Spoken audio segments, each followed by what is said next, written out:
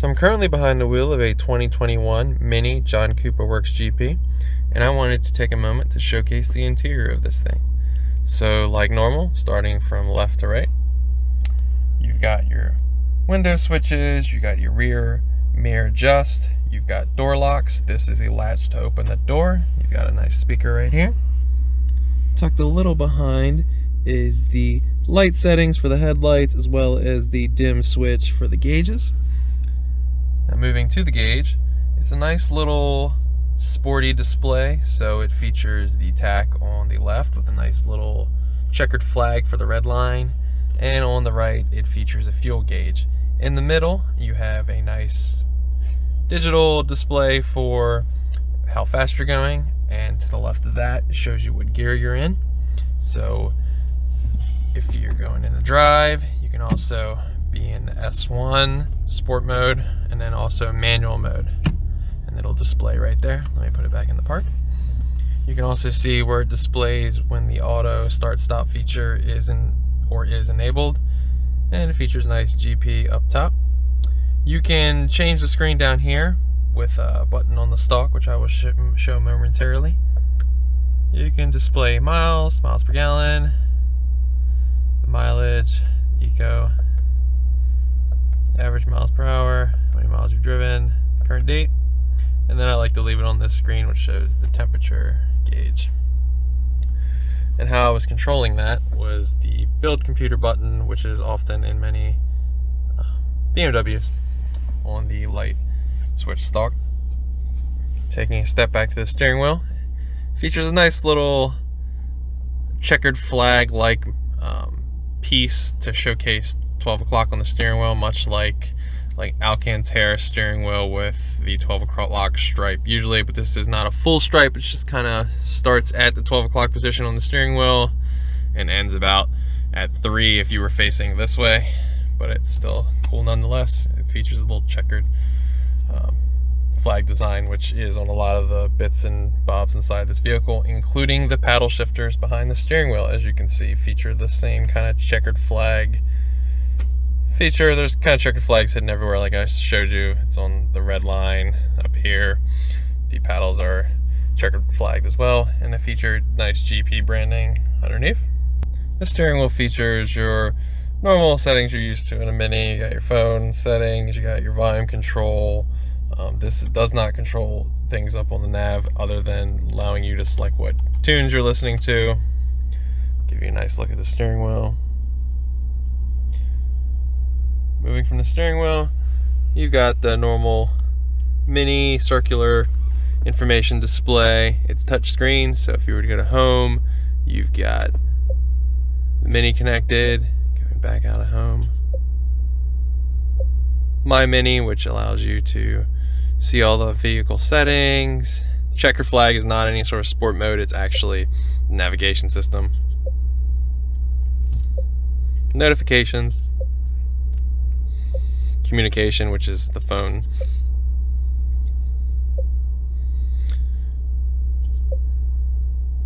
I accidentally clicked it again. And then there's the media radio, which satellite radio, you can connect your phone to it, USB, things of that nature. You've got presets below here and the volume knob, and also turns off. The odd thing about that is the power icon will move with the twist, so if you have an OCD problem with that, it will never be center if you move it around, twist it. Moving below that, you've got your climate controls, which are displayed in the middle. So if I'm twisting this knob, you see it changes the number in the middle, and they can be synced together. You got heated seats for both the driver and passenger, and all the other normal HVAC controls you're used to.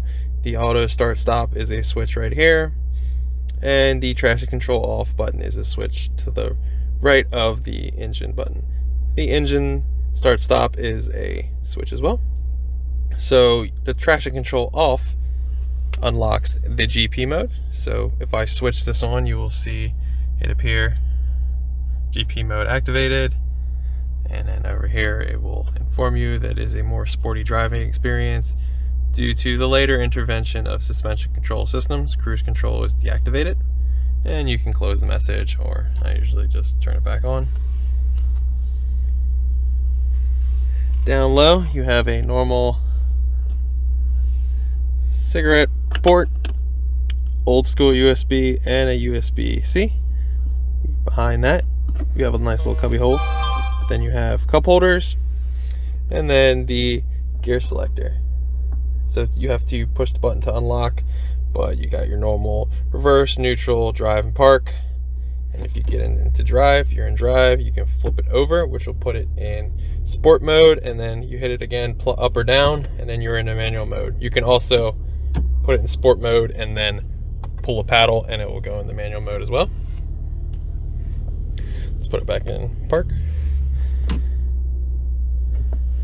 You have a nice little Idrive control system where you can quickly get to all the features that I showed on the screen. You can quickly get to media, the map,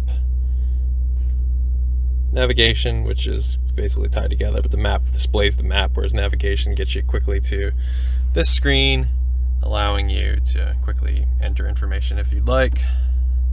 Communication button obviously gets you quickly to those options. Back and option get you out faster, and of course you can turn the dial instead of touching the buttons above. To the left of that, you got a nice little emergency brake, handbrake, and then there's a nice little cubby hole armrest. Hidden in there is a spot to lock your phone in if you're doing some sporty driving. This moves depending on your phone size. Maybe some of the biggest phones you have are able to, on the market right now, can be fit in that spot.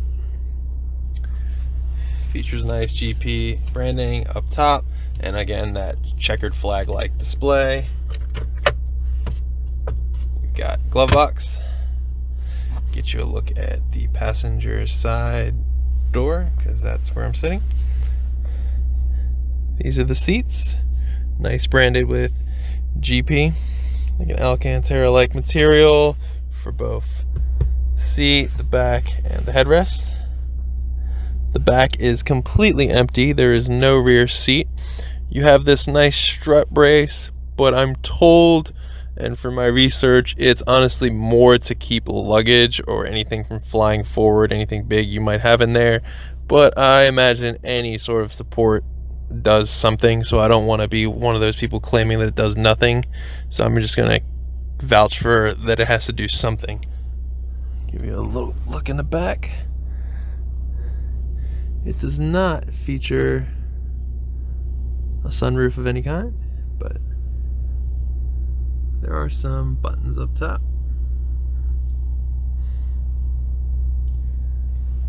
But there you have pretty much the interior of the 2021 Mini John Cooper Works GP. Thanks for watching.